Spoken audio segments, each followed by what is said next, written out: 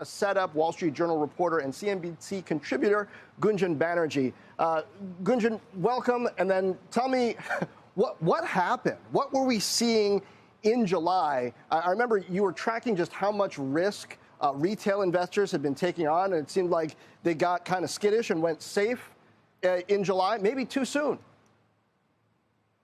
That's right. Well, I think individual investors were kind of holding on, right, as they have for a lot of the year. And institutional investors were so pessimistic heading into the past few weeks. And obviously that has eased up just a little bit.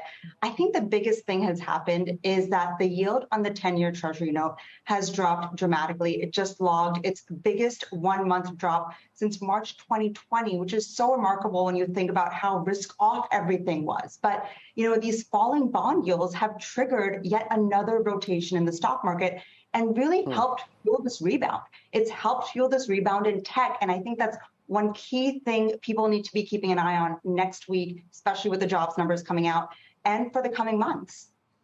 And what we've seen in the bond market is essentially, right, a bet that the Fed is going to be cutting rates next year already. What does that in fact translate into? What are you betting kind of on a soft landing, or are you betting on a more extreme recessionary scenario? I don't understand what that means.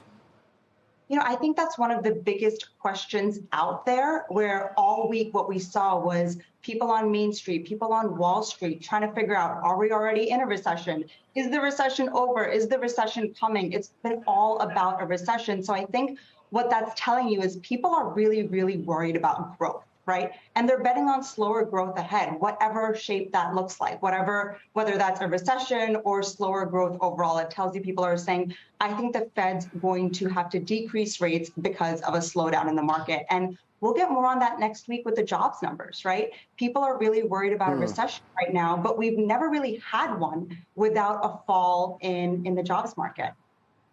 But it almost seems like people are betting on a soft landing, and yet betting that the Fed is doing too much right now, so they're going to have to end up cutting rates, but it's all going to be okay because stocks are, I don't know. It certainly is complicated. Gunjan, thank you. One last thing. Is there anything in particular, quickly, that you're going to be watching for next week, perhaps a signal in the earnings numbers? You know, I think the number one thing is the jobs numbers. And I thought this past week was busy, but next week might be even busier with the earnings results. I'm going to pay close attention to more tech earnings, advanced micro devices, PayPal. I think those are really key to watch.